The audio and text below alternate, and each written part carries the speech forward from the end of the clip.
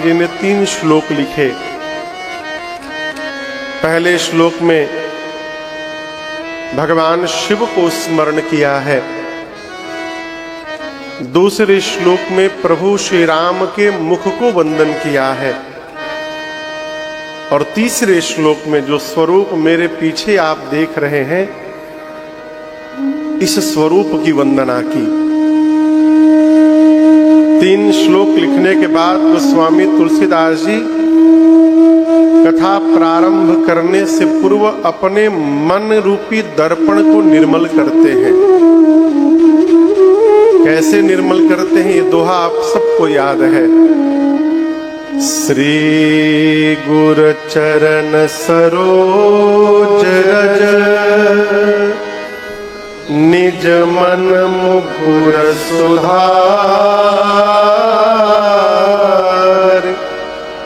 बरनउँ रघुबर बिमल जस, जो दायक फल चार। पूज्यपाद गुरुदेव भगवान के चरण कमल में जो रज लगा हुआ है, उस रज से गोस्वामी तुलसीदास जी अपने मन रूपी दर्पण को निर्मल करते हैं। और समझिएगा, घर के दर्पण पर यदि मैल लग जाए तो अपना चेहरा दिखाई देगा? बोलिए नहीं। तो क्या करेंगे? कपड़ा लेके शीशे को साफ करते हैं।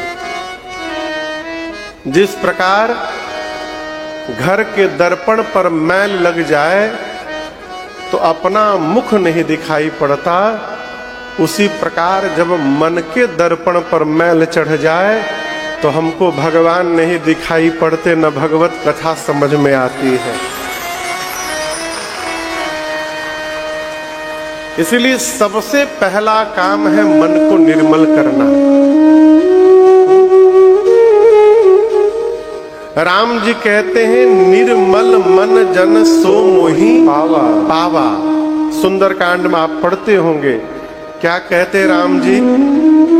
निर्मल मन जन सो मोहि पावा। भगवान कहते हैं, जिसका मन निर्मल है सो मोहि पावा। पावा मतलब पाएगा नहीं, पाया हुआ है, यही समझना है। भगवान को कहीं पाना नहीं है, भगवान मिले मिलाए हैं। दिखाई क्यों नहीं देते हैं? मन पर मैल जमा है, इसलिए भगवान दिखाई नहीं पड़ते हैं। जिस दिन मन साफ हुआ, हमको घर भगवान अपने बगल में दिखाई पड़ेंगे। पावा। आगे कहते हैं, मोहि कपट छल चित्र न भावा। भगवान को कपट छल पसंद नहीं है। भक्ति में, व्यवहार में तनिक भी कपट और छल होगा, भगवान कोई पसंद नहीं है। क्या करे महाराज? जैसे हैं वैसे आत्मसमर्पण करके पहुंच जाइए, कोई छिपाव नहीं।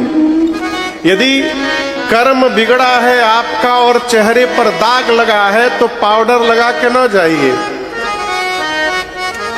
क्योंकि आपको लग रहा है कि आप छिपा लिए हैं। भगवान सब जानते हैं, भगवान सब जानते हैं। दाग लगा है तो दाग के साथ पहुंचिए और जाकर कहिए, प्रभु अब अच्छे हैं चाहे बुरे हैं,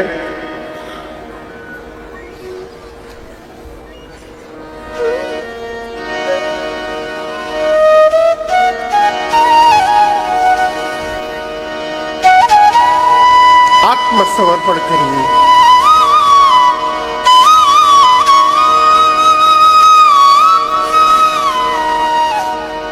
भगवान का एक स्वभाव मैं बताऊं आपको। भगवान कभी अपने भक्त का दोष नहीं देखते। ये राम जी का स्वभाव है। और सीधा सीधा कहें तो दोष देखने वाला चश्मा ही भगवान के पास नहीं है।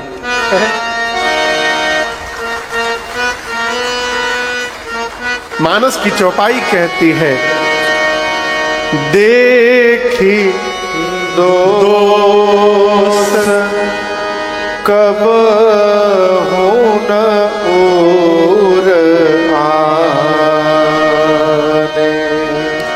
सुनी गुण साधु समाज बखाने। भगवान अपने भक्त का दोष देख कर भी नहीं देखते, और तनिक भी उसकी अच्छाई दिखाई पड़ जाए तो साधु के समाज में उसकी प्रशंसा करते अपने मुख से। तो यदि आपके जीवन में दाग लगा है तो दाग के साथ पहुंचिए, छिपा कर न जाइए।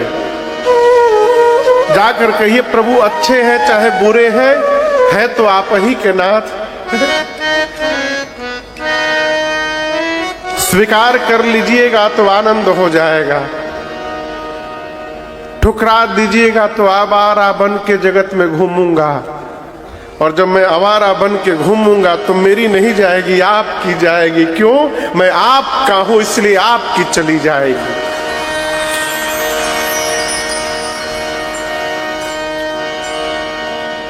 क्या बजा रहे थे भैया?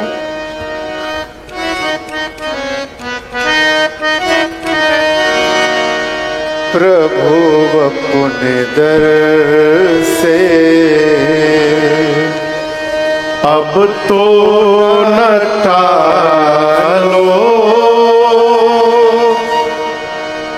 गिरा जा रहा हूँ,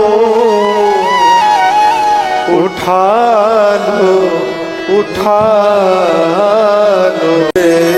ये समर्पण आएगा कब? जब मन निर्मल होगा।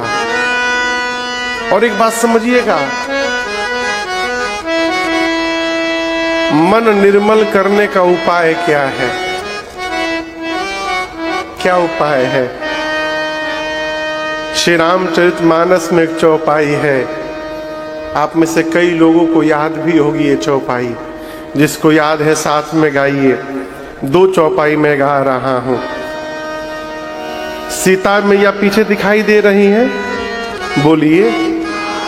इनके बारे में गोस्वामी जी कहते हैं, जनक सुता। कौन है ये? औरत। जग जननी जानकी। ये जो पीछे राम जी के बगल में बैठी है कौन है? जनक सुता है, जनक की बेटी है, जगत जननी है, जगत की माँ है, और जानकी है राम जी की अर्धांगिनी है। 3 संबंध स्त्री के मुख्य हैं, माँ, पत्नी और बेटी। तीनों स्वरूप देखिए। जनक सुता बेटी, जग जननी माँ जानकी। अतिशय प्रिय करुणा निधान।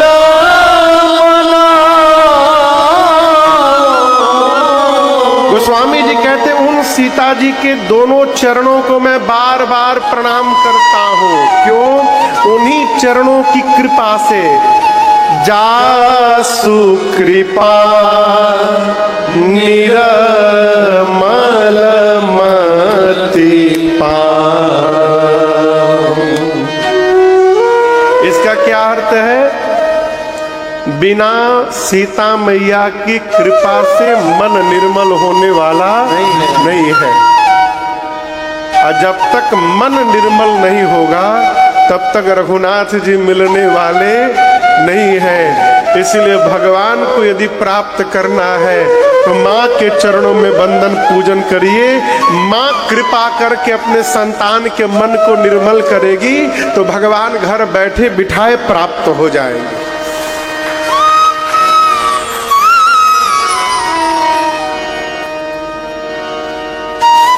गोस्वामी जी श्री गुरु चरण सरोज रज निज मन मुकुर सुधार, इसका एक भाव समझिए। श्री गुरु चरण सरोज रज निज मन मुकुर सुधार, अपने गुरुदेव भगवान का नहीं, यहां कहना चाहते हैं श्री जिनकी गुरु जी हैं। श्री जी मेरी गुरु है, श्री गुरु। गोस्वामी जी अपने मन को किससे साफ करते हैं?